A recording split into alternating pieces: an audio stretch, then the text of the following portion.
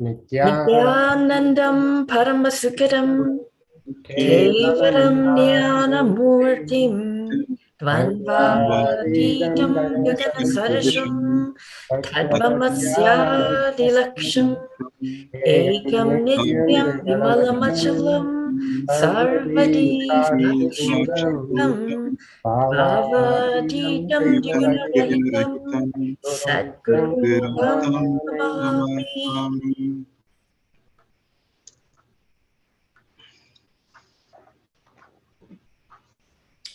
Welcome, friends, and this is our second panel discussion in our Hindu Doctors Without Borders series. Again, we have selected a very important topic to discuss among these experts that we have gathered here. The topic is obesity and overweight, which I'm sure everybody is familiar with in terms of how prevalent it is worldwide. So to discuss this important topic, we have four esteemed providers, practitioners amongst us. First, we have Dr. Tanmay Chandra. He's a board-certified clinical psychiatrist practicing for more than 20 years in the US, and he's joining us from Las Vegas. Next, we have Dr. Ishan Sun, a holistic doctor practicing for more than 12 years in the Montclair, California area.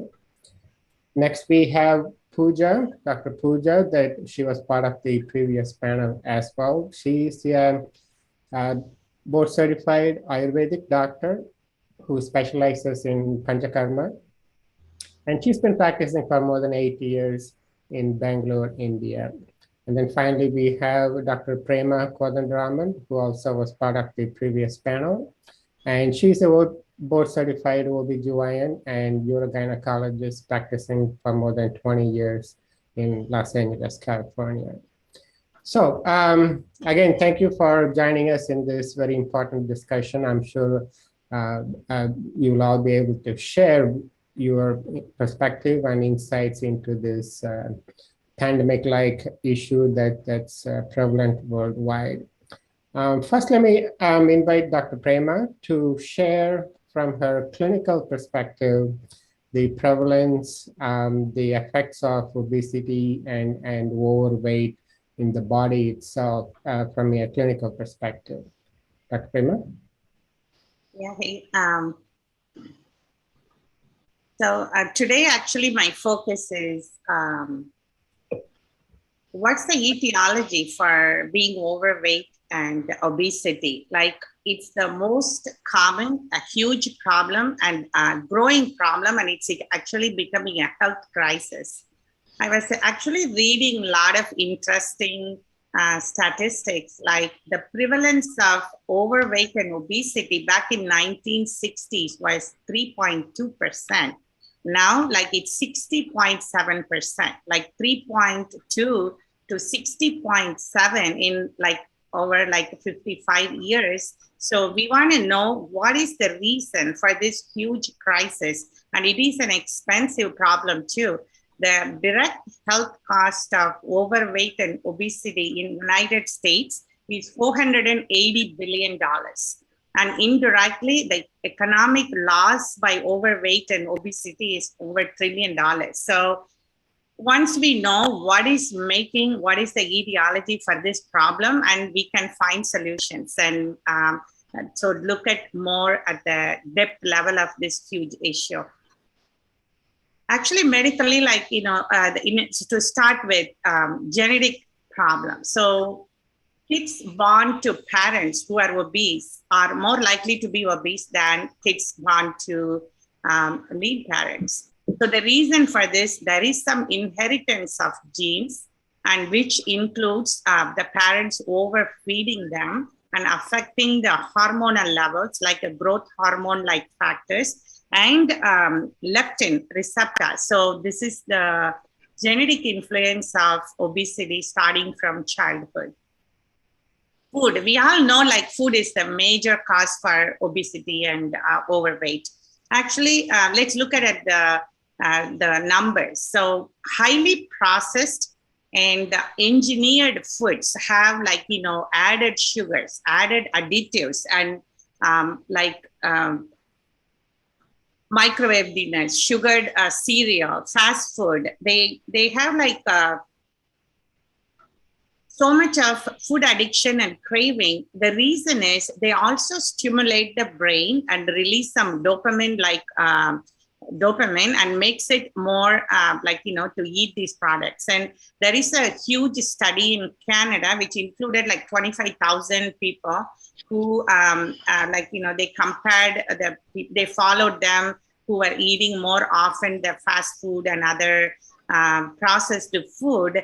The weight gain was 32% higher than the people who were eating the whole food through this study. And also the processed food doesn't have enough fiber or protein. So they tend to overeat, that they eat in general like 500 more calories when they are eating the processed food. And the sweetened drinks like, the soda and sweetened coffee and soft drinks, there's also, they compared like 30 studies were reviewed, and one soda a day increased to 2.2 pounds over a year. So, the fast food and processed highly engineered food are so common, and it's flooded. All the stores are flooded with it, and it's cheaper, tastier, doesn't get spoiled. And usually they target the young children so that like the young kids become a victim before even they realize how bad it is for them. So the food contributes a major role in contributing the overweight and the obesity. And also the dieting companies who promote weight loss by giving special diets or diet pills do more harm than good. So the people who follow those diets or diet pills tend to gain more weight. So there is also a number of studying the people who did this just by following the diet plans are like losing weight in 3 months, losing weight in 6 months, those kind of things. They tend to gain faster than before. So basically it affects the hunger hormones and appetite hormones. So they basically become more hunger and more tend to overeat. So again, like the next one is some of the medical problems can contribute to overweight, like thyroid issue, hypothyroidism. Hypothyroidism increases the TSH and affects the metabolism and thermogenesis. It reduces the thermogenesis. So there is not enough digestion or metabolism in thyroid patients. And the second, polycystic ovarian disease. Polycystic ovarian disease again affects the androgens, increased levels of androgens, increased appetite and eating more, and insulin becomes resistant, and also that contributes to the polycystic ovaries. Then Cushing syndrome, depression. Depression again becomes emotional eating, and depression makes eating habits like overeating and obesity. Some of the medications like antipsychotics, antidepressant, anticonvulsants, they all gain weight again by increasing appetite and overeating. Sedentary lifestyle. I know the COVID made it worse, and the increased screen time, computer, cell phone. There's a study showing the work contributes for sedentary life. People who sit down and work 6.2 hours every day, they tend to gain more weight than people who are walking and their job is not required to sit down and do it. And so, we all think that these are all more like a common sense based, but when you look at it at deeper levels, it's a different things. For a long time, repetitively we do, it increases the risk of overweight and weight reduction, like obesity. So I think by knowing this, the reasons, and even to hear from other doctors, that we will talk in next series, the effects of it and the solution for it. So I will ask one of the other doctor like Ishan to share her views on it. Thank you, Dr. Prema. That was very informative. A lot of things I had wanted to say you said really well. So I will go straight to some of the things that in holistic medicine that we looked at that may contribute to inflammation and obesity. In addition, one of the major reasons is what's called a leaky gut. And this is mainly caused by a lot of inflammation in inflammatory foods. One of the examples is wheat. A lot of people believe that they can consume wheat or gluten if they don't have a diagnosis of celiac, which is an actual autoimmune reaction towards gluten and wheat. In reality, if you look at wheat, it's been genetically modified over 7 times. And even if it wasn't, there's a lot of pesticide and herbicides used on wheat in order to for the process of making bread. So what happens is when people eat wheat, they're also consuming a lot of pesticides and herbicides, things like glyphosate. And what it does, it breaks down the gut mucosa, the gut lining, and it causes what's then termed leaky gut because the food particles then we then eat from all sorts of food get leaked into the systemic system. And what happens is the immune system would mount a immune response, especially things like immunoglobulin globulin G. And when that happens, a whole cascade of inflammation then happens, affecting insulin and as well as leptin. And then people really end up, what they'll see is they'll start to react to foods that they normally wouldn't have a traditional or allergy to. So what would be called a food sensitivity. And so that was one of the main reasons when we look at diet, what kinds of foods, what kind of inflammatory foods, is there a good balance of omega-6 and 3, which we want more of the omega-3, the anti-inflammatory, versus omega-6, like what you've described, all the sugars and packaged foods, the hydrogenated fats, things like even that we think of like skim milk. A lot of people think, okay, low fat is better. But if you look at skim milk, it's highly, highly denatured, the protein, through the high heat. That causes immune reaction. And so what then happens is, again, the whole cascade of inflammation. I've actually seen a lot of cases of young children, infants or toddlers that come in with severe eczema. And I asked the parent, are they breastfeeding? And the mother sometimes often would say, no, I don't have enough milk, or I don't have enough time to pump. So I give them infant milk. And if you look at these infant milk, there's a lot of powdered, like denatured proteins. So what I would suggest would be things like to cut that out, either breastfeed or use a whole foods like a real milk, like a goat milk, which is close to human milk. And that often just that alone clears up the eczema. The reason why the skin is related to the gut mucosa is because of we're like a donut, we're like an open system from our gut, from my mouth to our gut. So whatever is reflected in the intestines will reflect on the skin. And again, that's sets up the down the road for these children to develop obesity because they're wearing at their gut from very early on. Another reason of parasites is parasites. Actually, a lot of people come in with sugar cravings, or they complain that they want to lose weight, they want to cut sugar, but it's like an addiction, and it's almost impossible.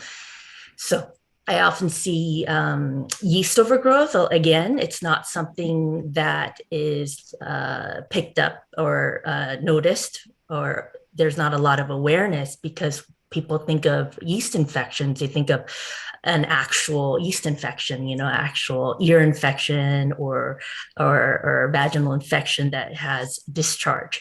However, what's very prevalent in the U.S. at least is gut overgrowth of candida, of yeast. And oftentimes it only takes one round of antibiotics without replenishing with probiotics to cause this. And that's because the yeast actually take over once there's no competition, once all the microbiome has been displaced. And the problem here, why is it linked to obesity, is that yeast produces over 100 poisons. They're called mycotoxins, and eventually back up the system, the eliminatory system and the liver. And this causes, again, massive inflammation. When the liver is overloaded, it cannot do its job of properly producing things like high density lipoprotein, like HDL. And so what it does is it cannot go into the system to sequester back the bad cholesterol or LDL. And so more and more cholesterol starts to rise. And in terms of obesity, again, it's inflammation cascade. And intense sugar cravings. A lot of people, just having sugar cravings to me is alone a big suspect of yeast overgrowth. And again, it makes it very, very difficult to cut sugar because yeast is known to take over the taste buds. They actually make you crave sweet.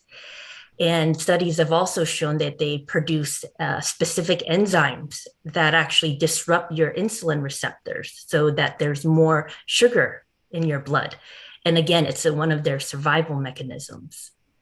And it's interesting that when I help them with yeast overgrowth, I ask them if they have sugar cravings. We start in the yeast detox, and very soon they would report back that their sugar cravings just naturally went away. They was naturally wouldn't crave sugar. The one thing to note that before going into a yeast detox yourself is that it's you have to be very careful, and it could cause a detox, too much of a detox symptom, because of the so much toxins building up in the system. It could be very dangerous to do a sudden, detox. So it's called a Herxing reaction, where the body's overloaded at a detox. So you have to be very careful with that. And another reason related to yeast is actually parasitic infections, things like pinworms, tapeworms, hookworms. Again, the situation is they latch into your intestines and start to take your nutrients. So people with these are always hungry. They're always not able to satiate because they're not actually getting their nutrients. And so craving sugar, craving pasta, craving empty calories, just to raise their, just to feel full, to get that satisfaction. And having that will also either cause obesity or being underweight. So that's something to look at. Oftentimes, there's so much trouble to make changes in the diet because of low moods, of anxiety, depression, feeling hopeless. Parasites actually have a system to hijack the serotonin in the body because they actually use it as a communication tool. So unless you're getting the parasites out, oftentimes people will see mood swings or depression or anxiety or self-sabotage situations, which make it really, really difficult to make the dietary changes, or they do make dietary changes and it's still to no avail. And that is about, I wanted to also speak a little bit about the hormonal side, but Dr. Prema did a wonderful job, so I will leave it at that. I do want to add in that things like human growth hormone decline also from poor sleep, from the blue light, from technology. And one of the things that could be done is actually simply fasting, like intermittent fasting, and will actually raise human growth hormone. So that's another factor that you were discussing, how people are overeating, eating all the time, not giving the digestive system a break, hence, and also suppressing human growth hormone. So yes, that's all I wanted to share on my end. Thank you, Thank you. Ishan. So, Dr. Chandra, it looks like based on these two doctors' discussion that mental health and the obesity and the physical symptoms of overweight are pretty much interrelated. I don't know which causes which. The obesity Yeah, causes chicken or the egg. mental issues, or the mental issues cause the obesity. So let me turn it over to you. From your perspective, can you share some information about how all these things are connected and how it happens? Sure, sure. So just a little brief explanation of my practice. So my views are a little tainted because mostly I've done hospital work. So I'm usually seeing people with severe mental illness. And even now I'm doing outpatient. Again, I'm doing it in a social services company. So we tend to attract more the trauma victims. So, I think the population that you guys see or the data that they talk about, they're more the average population. Mine tends to be a little more skewed towards people with bipolar disorder, bad trauma histories, and often a lot of addiction. So whatever I say, please keep that in context of, okay, so when I give you my experience, keep that in context of that my population may be a little bit different than what you guys are seeing. But that said, my experience with obesity with my patients is consistent with the norm. It's about 70%, 60, 70%. I would say, even if we don't talk obesity, even just being generally overweight by 20 pounds, 15 pounds, that probably puts us at 80, 85% of the people that I'm seeing. And of course, we have all the associated medical conditions that both of you doctors, explained so well, the blood pressure issues, diabetes, cholesterol, and, but the one thing that I focus on in talking to patients, and I have an advantage over you guys because I speak to them, I take a, mental health history, almost like an emotional history also, because you can't just talk about your mood and anxiety without getting a little emotional. And, we talk a little bit about their upbringing and what happened, whether it's childhood issues or, issues that happen in their adult years. So I have actually like a window of opportunity to get in there, which you guys, it's hard to do because you do a physical exam, you have, certain questions that you ask. So it's hard to kind of get in there for you guys. And I'm sure you guys do a great job with whatever you have. But what I find is that when I have the patient in the right zone, where we're talking about what's wrong and why are you still doing the things that you know to be wrong. So, an average patient doesn't need me to tell them that they're overweight. They don't need me to tell them that, maybe smoking cigarettes is not good for you. They know all that. So the real issue is, what's going on? Why do you continue to do what you know to be wrong? And that's where the spiritual piece comes in, because that's where the problem lies. And 80, 90% of the people I approach with this discussion, they're very receptive. And I don't have to, and most of my population is obviously, American-born Christian. So I don't get too specific about religion. I just talk spirituality. And I remind them that we're spirit, we're soul, we're Atma. We've existed for a long time. And the issues that they have today are not just from, bad marriage, financial problems, abuse. It's probably been there for Janmas. And ultimately, the only way they're going to get past this is to start looking at it from this standpoint. Now, there's no ABC cookie cutter, algorithmic treatment plan for this. Everyone just needs to realize, look, this is a problem. And now I need to focus on this as my primary objective, because I can go to all the doctors, I can take all the cholesterol medicines, all the insulin, and, all the other ancillary medicines that are associated with this, but it's not going to fix your problem. At best, it's just going to keep you alive. So as they start looking at, what's going on, why am I doing this? Just like meditation, we're asked to meditate, we're asked to ask, who am I? Same thing. So as you're eating that, whatever it is you eat that you shouldn't be eating, or the second serving or the third serving, as you're eating it, you're supposed to ask yourself, why am I doing this? I already know.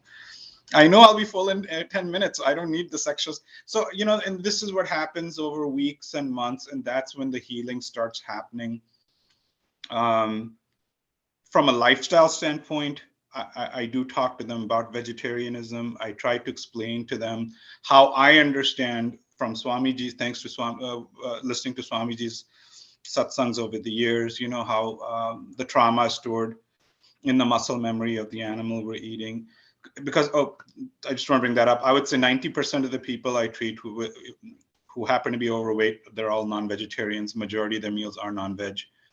So that's also a segue for me to kind of, start introducing that concept of vegetarianism. And then walking. I mean, this is something I practice. I tell them I practice what I preach. Prema, we were talking about this last night, because it's very helpful for me. I mean, I've always had a lot of restless energy. Swamiji would call that, what's the restless energy called? Not tamas, rajas, I believe. Yeah. So I tell her, I use that to my benefit. So literally I will walk. Fortunately, these days I'm seeing patients from the house. So, sometimes there's a 5-minute gap, or if a patient doesn't show up, that's great. I'll walk inside the house for 10 minutes. So I'm able to, without even having to go to the gym or park, I'm able to, do easily 3-4 miles a day during the day here and there, and evening walks. So I tell them, there's no excuse. I mean, if you work, some of the data you guys shared about 6.5 hours they're working sitting, in a sedentary job. Yeah, but there's the other 10 hours, waking hours, right? There's no excuse. I mean, unless you've got bad knees, in which case, let's find you a pool. But at the end of the day, we have to take ownership of our problems. That's the only way. Doctors are never going to fix your problem. Our job is to maybe motivate you from all different angles. And that's actually the same approach I use in treating their mood and anxiety, because that's still bread and butter for us, is mood and anxiety. It's not schizophrenia. It's not acute bipolar, and even addiction, which you guys know is so common these days, whether it's marijuana, alcoholism, and harder drugs.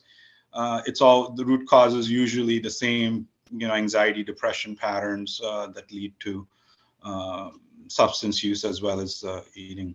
So I'm sorry, I apologize. I don't have an organized speech. I'm just rambling a little bit. but this is my general approach. And if you guys have any specific questions, I can try to. Yeah, it's, it's exactly right. The solution again is not outside. However, we need to be aware of, cognizant of what we put into our body, not just the food aspect, but anything, whatever we drink, whatever we watch, whatever we hear, it affects all of our internal system, and that contributes to various issues, including obesity and overweight. So let me turn it over to Dr. Pooja. Would like to have her share her perspective about this particular condition. And of course, in the US, they call it a disease now, but as usual, anything they will over-prescribe and over-treat, all those kind of things. So perhaps Dr. Pooja can share, hey, what is the natural way of approaching how body and mind reacts to external stimuli, and how we can address, from your perspective, the overweight issue. Anyway, thank you so much for the opportunity, sir. So let us have a few brief about what Ayurveda says actually related to overweight and obesity. Generally, in Ayurveda, we classify the diseases in 2 categories based on the diet. That is, one Santarpanajanya and another one is Apatarpanajanya. So this particular obesity, we call it as Sthaulya, will come under the category of Santarpanajanya Vyadhi. That is very well, the word itself is self-explanatory, Santarpanajanya, excessively nourishing. Now, if we analyze the causes which have been explained in Ayurveda are Avyayamad. one who is having the lack of exercise, that means physical exercise, not about the mental exercise, physical exercise. And Divaswapnad, one who is having the habit of having day sleep. There are other seasonal regimens which have been exception for few, where in summer it has been told that one has to go for day sleep. But if a person is having the regular habit of sleeping at daytime, will also be a precursor for obesity. Third point is Ati Harshanat. That means the less mental worries is also one of the precursor for gaining the weight. Then lastly, very important, Bija Doshat. As all of you have discussed, genetic factor. If the both maternal and paternal side, any one of them is having the history of obesity, obviously the offspring will also carry the same symptom. So these are all the certain factors which have been explained in Ayurveda, the etiological factor. As like in modern medicine, based on the BMI, we will classify overweight and obesity. But in Ayurveda, we don't have such measurement. Instead, we have classification like Stula, Madhyama Stula, and Ati Stula, 3 divisions. And treatment will also depending upon these 3 categories. And this particular categorization has been made based on the symptoms. Clinically, how the patient will present. If the excessive fat deposition is seen in the chest region and in the buttocks region, then it is simply called it as stula. But if the person presenting with certain other symptoms like excessive sweating, indulging lot of food intake, and having lot of thirst, and not having desire about the sexual activities, or if the person is suffering from impotence or infertility issues, these are all the symptoms. If the person is having, then we consider them as Atistula Purusha. So the management between Staulya and Atistaulya will vary. So in total, Ayurveda believes in the manifestation of Staulya is due to, one is lack of activities, physical activities, that is nothing but the sedentary lifestyle. Second, the faulty or the irregular food habits, both not only the junk food, or taking a good quality food in an improper time, in an improper way, that is also one of the precursor. Then of course the psychological factor, Ati Harshanat. Then lastly the Bija Doshas.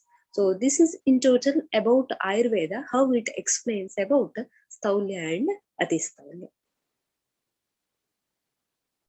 So Dr. Pooja, is there like, do they explain based on the Kapha, Pitta, and Vada for a weight gain? Is there an imbalance between those 3 doshas, like to get improper digestion and accumulation of fat and even the low moods and like that?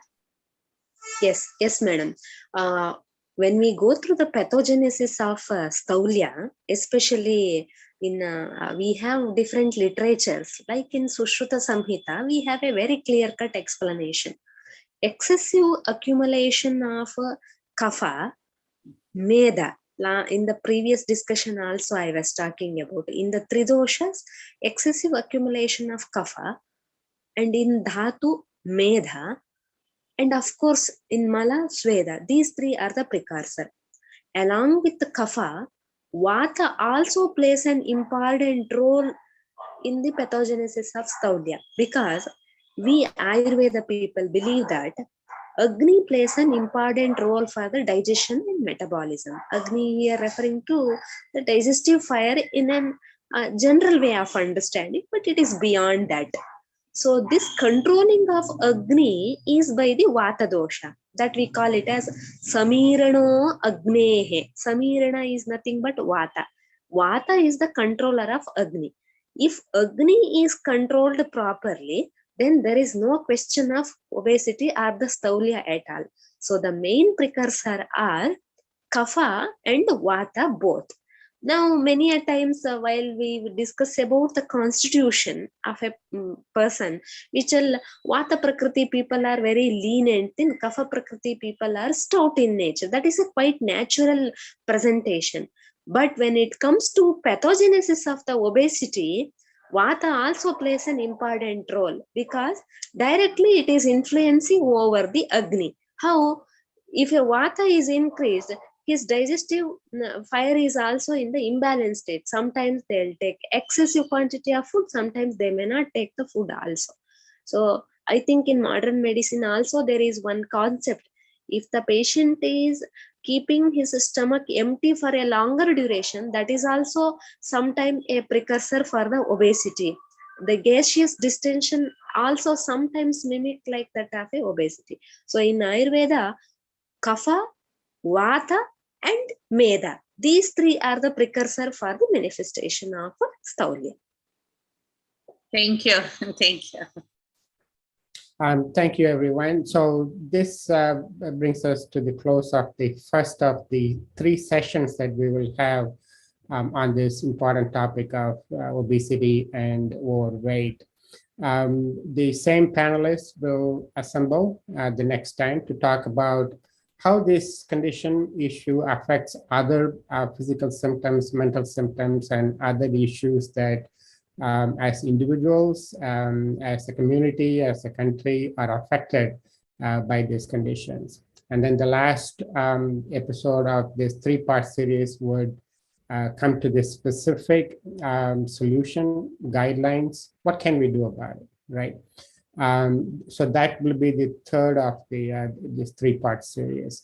So again, I thank everyone to participate and stay tuned for the next 2 sessions that will be announced and posted online. Let's conclude with Purna Mantra.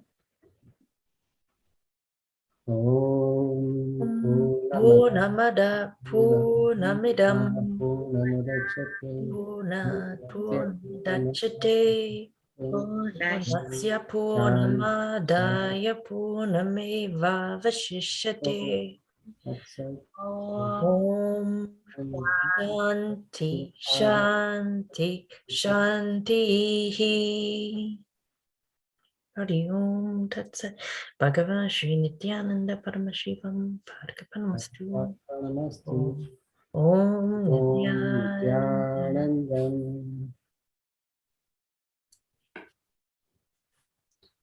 Thank you, everyone.